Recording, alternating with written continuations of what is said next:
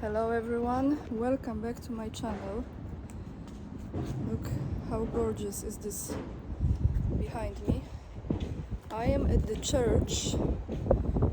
I've been here before, so those of you who follow me on Instagram, you could see it inside. There's the church on Pietrovka Street, ulica Pietrovka. I'm not gonna go inside because I want to respect the space. And it's also very windy today, but it's not gonna stop me to record this video because I think it's important. Today we will be addressing the situation with the nuclear weapons that could be entering Poland. It's not guaranteed yet, however, it's very, very possible. So I will read to you a few statements, that some of which you probably know, from Polish Prime Minister Morawiecki and also from John Kirby from United States and also from Medvedev.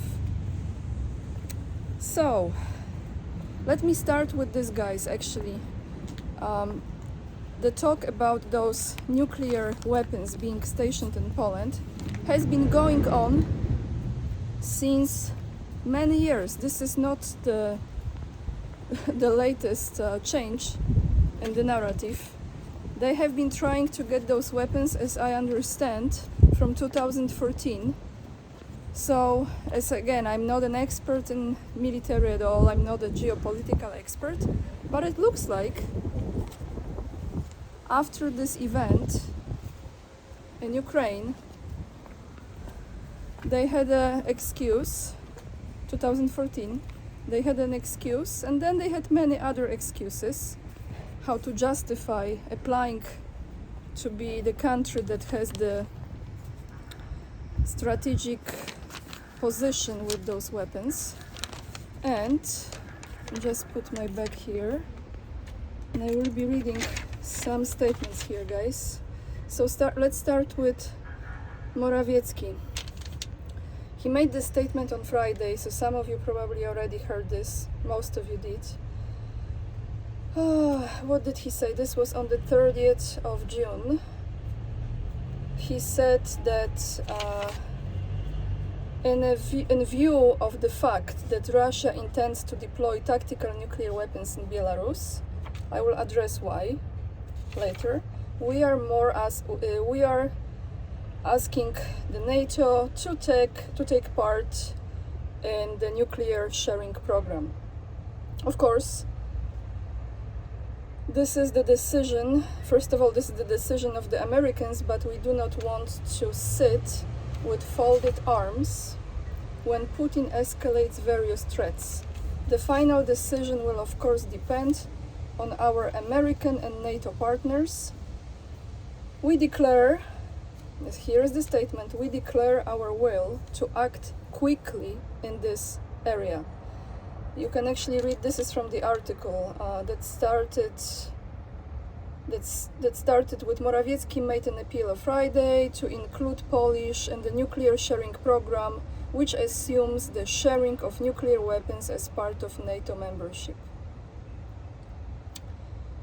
And the response came from John Kirby, who is the US National Security Council, who reacted to Morawiecki's words, and he said, I have nothing to say about any conversation like that.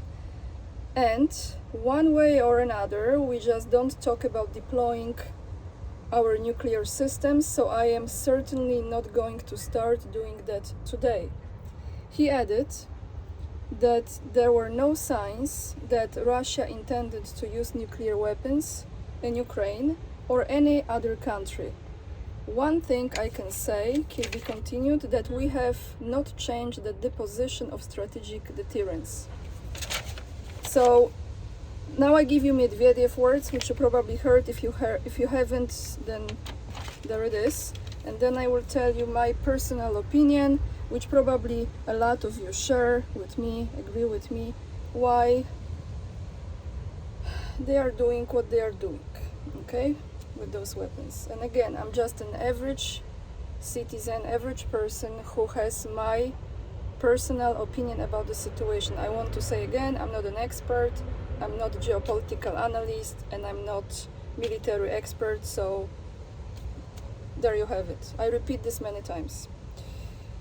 We have Medvedev, who said there will be no winners as far as the nuclear apocalypse. There will be no winners of a nuclear apocalypse. Nuclear apocalypse is not only possible, but also quite likely probable. The hybrid war the West, they are now waging against us, is their last chance to maintain the status quo that is favorable to them, so they do not lose their weakened power and influence. Another quote from his speech: the impact will last for decades. One way to solve this problem is a third world war. This is obviously bad because the victors do not guarantee continued prosperity, as was in the case after previous wars. Most likely, there will simply be no winners. True. The bells. Most likely, there will simply be no winners. With Finland and others like Poland, the Baltic states, and of course the UK, it would be better to temporarily suspend diplomatic relations altogether, or at least lower their level. Now, from what I think they are considering, I don't know, but I heard of this. I think one of the type of missiles, this nuclear missiles, is called Iskander, so Scott Ritter and other experts will probably know. Iskander missile, which is operational range 400 to 500 kilometers. It's a mobile short-term ballistic missile. Unit cost $3 million. So those of you who have more idea about those kind of weapons, please put in the comments section if this is the one. I think Russia is actually deploying those. I'm not sure if this is exactly the one that will be in Belarus. Very soon, we have what, the 3rd today? So from 7th to 10th of July, as they made a statement with Lukashenko. But why they are doing this? Well, it's actually pretty simple from Russia. Why Russia puts those weapons there in Belarus? Very simple. You have NATO forces that gathered on the borders, especially Poland and Belarus. You have literally Polish soldiers fighting in Ukraine who were hired by this advertisement in Ministry of Defense of Poland. I told you this. I told you this before. 2 videos I mentioned this. So the mercenaries, like this legion, right? So you have literally people who are there. Now Poland wants to have soldiers fighting from the country in Ukraine, getting involved in the conflict that is not really their own.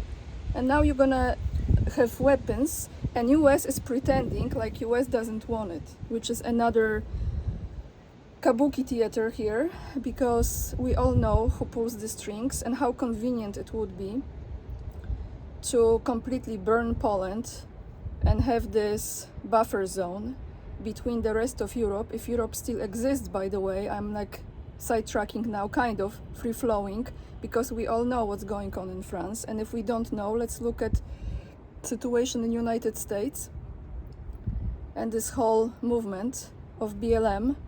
It's kind of like a replay, almost to the exact date 2 years later, because when this whole started with this another stage event with Floyd in Minneapolis, and I was in United States at that time, it's kind of like replay. And you're watching the same stores being destroyed and thieves going inside and stealing stuff. And then I ask myself a question, why the same brands? Well, why LVMH? Well, because they have very, very good insurance in case of any damage.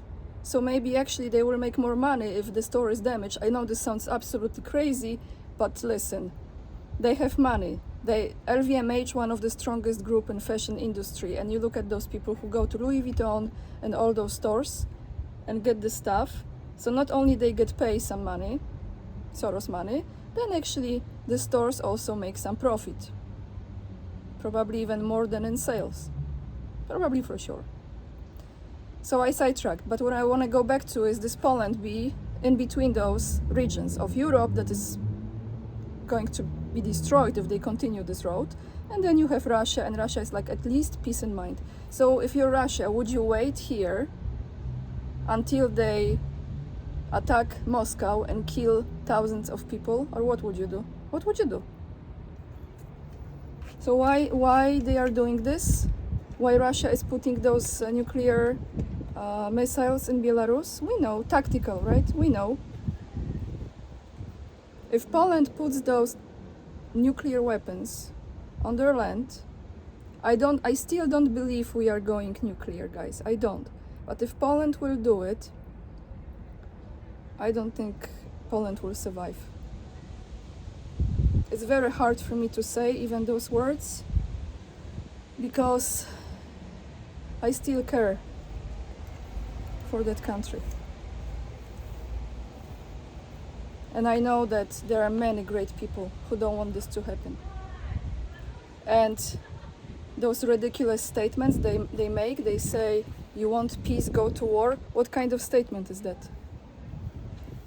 So that's why they are doing all of this. How this will unfold, in my opinion, they're gonna put those weapons there. And then all it takes is like another mysterious event, like the one with this old rocket that was found somewhere in the middle of the forest.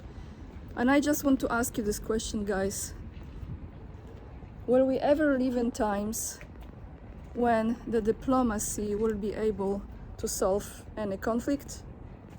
Or we will continue with this militarization, wars and threats and death is their form of rituals and sacrifice and blood. They love this, don't they? Lots of blood. I still believe we're gonna save this world, you know, I do. But what they are doing now, they are buying their mansions, and if they deploy those weapons there, they will be the first one to jump on the plane and escape the country. This is all I have for you today. I'm actually going to the bank right now.